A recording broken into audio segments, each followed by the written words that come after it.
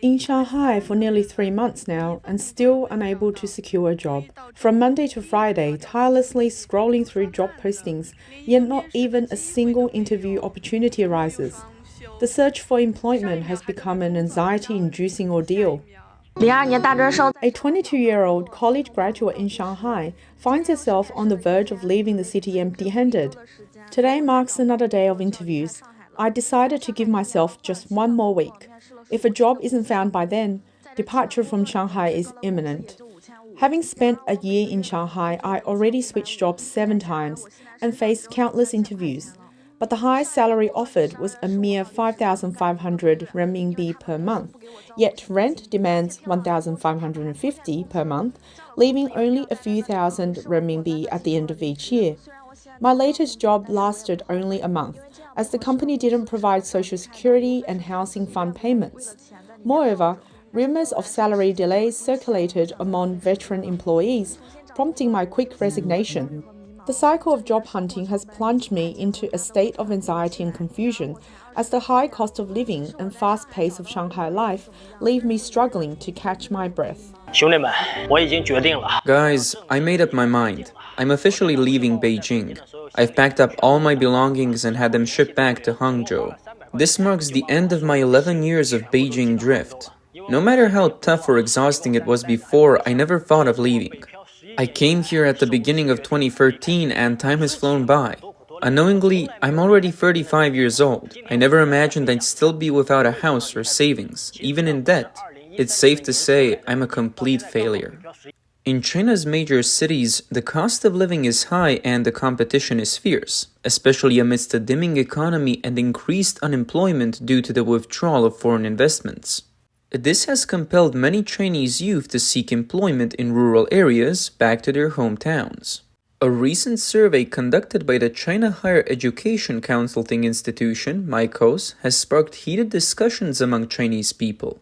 The survey noted a growing trend in recent years where more and more university graduates are choosing to leave big cities and seek employment in small county towns. The proportion of undergraduates finding employment in county towns 6 months after graduation has risen significantly, from 20% in 2018 to 25% in 2022. In county towns, wages are low, and there are fewer development opportunities, leaving many soon-to-be graduates feeling lost about their future, torn between urban and rural employment options. According to the Voice of America, Wei, a graduating student, is among those facing this dilemma. Wei mentions that in cities like Chongqing, young people must choose between employment opportunities in the main urban areas and county towns like Yuanyang and Fengjie. Wei highlights the fierce competition for urban jobs and high living costs. On the other hand, county town positions often lack technical requirements matching undergraduate majors, with fewer job opportunities, lower salaries, and limited industrial prospects. Private enterprises struggle to thrive locally except for government institutions, which is a concern for graduates like him. Wei, a student specializing in tourism management, may end up working in a clothing factory, as being overqualified is a common occurrence in county town employment. He further explains that county towns generally carry debts and employment policies remain unimplemented.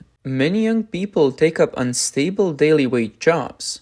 According to him, without CCP membership or connections to government units, acquiring resources and connections is challenging. Social welfare benefits are also out of reach for young people. Quote, unless you have abundant connections or belong to the system, like being a second-generation official, there's little hope for change. Even those slightly older than me struggle to find decent jobs. Some remain unemployed, lying idle at home. I feel like there's no hope for the future. Graduation means unemployment. Surveys from Chinese educational institutions indicate a steady increase in monthly income for graduates employed in county towns. But Wei argues that even in cities like Chongqing, prices have surged while wages have remained stagnant for a decade. His alumni, engaged in tourism services in Chongqing's main urban areas, earn around 2,000 to 3,000 RMB per month. Whereas in county towns, the wage is merely 1,000 to 1,500 RMB. To him, official data seem like mere fabrications. Using his school in Chongqing as an example, out of 50 graduating students, at most 25 have job prospects. A few may inherit family property, while the rest, unable to secure jobs, return home. Their reality, a staggering unemployment rate of up to 50%, is something the Chinese government refuses to acknowledge. He mentions that many friends who used to work in Shanghai and Beijing had decent incomes in the past, but with the current economic downturn, survival has become challenging. He estimates that many will gradually return to their hometowns within the next couple of years. In Wei's experience, staying in county towns is often a reluctant choice driven by life pressures. Despite their efforts, many lose confidence in their ability to improve their lives and ultimately choose to give up on their goals, opting for a more laid-back lifestyle. China's high unemployment rate has prompted official promotion of youth, quote, returning to hometowns for employment, unquote. Media reports highlighting the cost-effectiveness of employment in country towns have sparked discussions on platforms like Weibo. A video blogger remarked, quote, getting jobs within the county system isn't as easy as one might think, and the educational and medical resources are lacking, unquote. Another popular blogger with millions of followers noted that the scarcity of employment opportunities and inadequate facilities are significant drawbacks in county towns. Even if one secures a position within the system, the current trend of cost reduction and efficiency improvement in smaller areas exacerbates the situation. One person shared, quote, in the case of working in a small county town with a computer science degree, after 2 years of experience, the salary is only 2,000 RMB, or about $280 per month, unquote. Miss Su, part of the Beijing drifters from rural Heilongjiang, has been living in Beijing for 6 years since marrying. She explains that there are two scenarios for young people returning to county towns. Those who do so voluntarily often have financial support from their families, while those forced to return cannot afford the cost of living in first-tier cities. Of course, establishing oneself in first-tier cities is no easy feat. Ms. Su points out that with a monthly salary of 10,000 RMB or 1,400 US dollars, after deducting basic expenses, there's little left. This prompted many to save up in Beijing before relocating to second-tier cities. Furthermore, restrictions of the household registration, hukou, in Beijing and Shanghai compel many young parents to move to lower-tier cities for better education resources for their children. As for herself, Miss Su describes herself as part of the group that won't return to county towns. Due to poor family backgrounds and lack of opportunities in their hometowns, they can only venture out and take desperate measures to succeed. Miss Su explains, quote, when you're poor, you go far from home. When you're wealthy, you stay home and wait for opportunities. Lower-tier cities in China rely heavily on connections. Good jobs, opportunities, and positions are all dependent on relationships. Regions like Shandong and the Northeast place particular emphasis on this, unquote. The issue of reliance on connections, nepotism, and increasing social stratification is becoming more severe in mainland China. A new term that has recently emerged on Chinese social media, county town Brahmins, has sparked discussions among young people.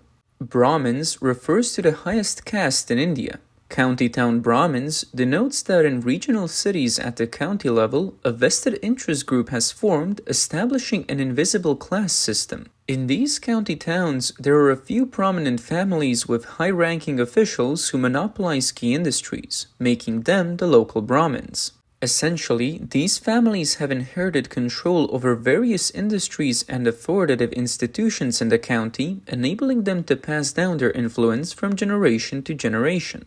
The backstory behind the term county town Brahmins stems from the shock experienced by urban workers returning to their hometowns during the Chinese New Year. They are surprised by the lifestyle and spending habits of their classmates and friends who stayed in the county town. These returnees initially believed that living standards in big cities would be higher, but they discovered that amidst the downgrading of various aspects of life and the intensification of competition, their quality of life in first and second-tier cities is actually lower to that of their peers back home.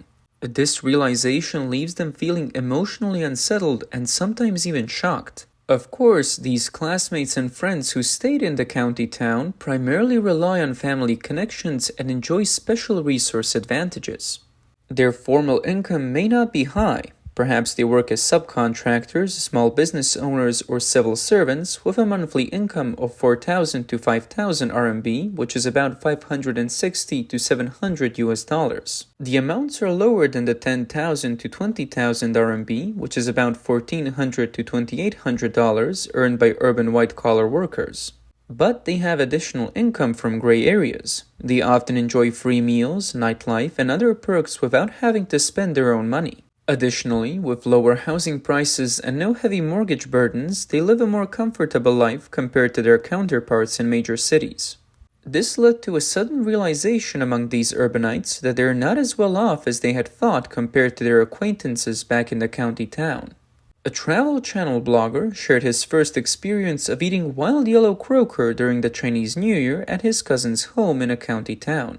His cousin's friend managed to acquire this type of fish, which sells for 1,200 RMB or $170 per half a kilo. The blogger noticed that his cousin's cabinet was filled with Maotai liquor and cigarettes priced around 1,000 RMB each. Working and living in Guangzhou, where the most common cigarettes cost only 11 RMB per pack, the blogger was astonished when he received the expensive cigarette handed to him by his cousin. He said that one cigarette costs 5 RMB, whereas the Double Happiness brand he usually smoked only cost 50 cents RMB each. While middle-class urbanites in big cities are still comparing prices online when shopping for clothes from Uniqlo, the county town Brahmins are already hiring people to purchase luxury brands like Supreme and Canada Goose. In big cities, driving a car priced at around 200,000 RMB is considered decent, with the most popular BYD Song model priced below 200,000 RMB. But the county town Brahmins have begun driving BBA cars, which is the acronym for BMW, Mercedes-Benz, and Audi. Those starting prices are around 500,000 RMB. Another female blogger expressed her amazement at the abundance of high-end boutiques and beauty salons in her hometown county, suggesting a high spending population supporting them. This realization left her feeling vulnerable, as she compared herself to classmates who didn't perform well academically but seemed to live comfortably. She struggled with mortgage payments and workplace stress, feeling lost and confused about life. This hereditary and industry monopoly within the CCP system has also deeply impacted the hearts and minds of children. A video of a Chinese elementary school student doing sentence composition exercises sparked significant controversy online. 我想当中国农业发展银行的行长，继承我的爸爸，因为我的爷爷是中国农业发展银行的行长，我的妈妈是中国农业发展银行副行长，所以我想继承我们的家产。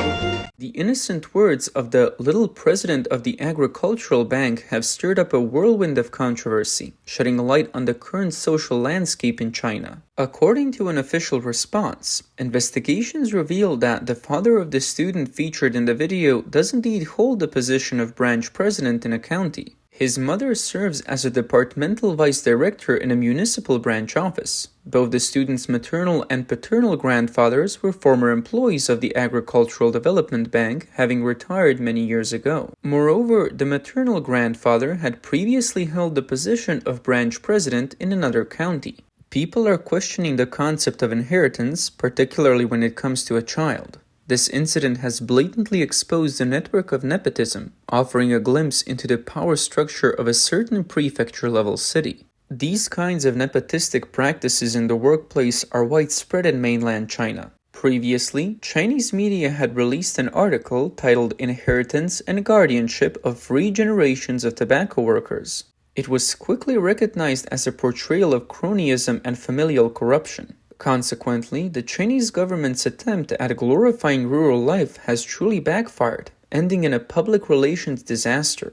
Subsequently, many similar reports have been uncovered. For example, stories such as 3 generations of tax office officials, heads of electricity departments, police officers have surfaced. The most extreme would be an article published by the People's Railway Network, a media outlet under the Ministry of Railways, titled 3 Generations of Railroaders Produce 21 Railway Workers.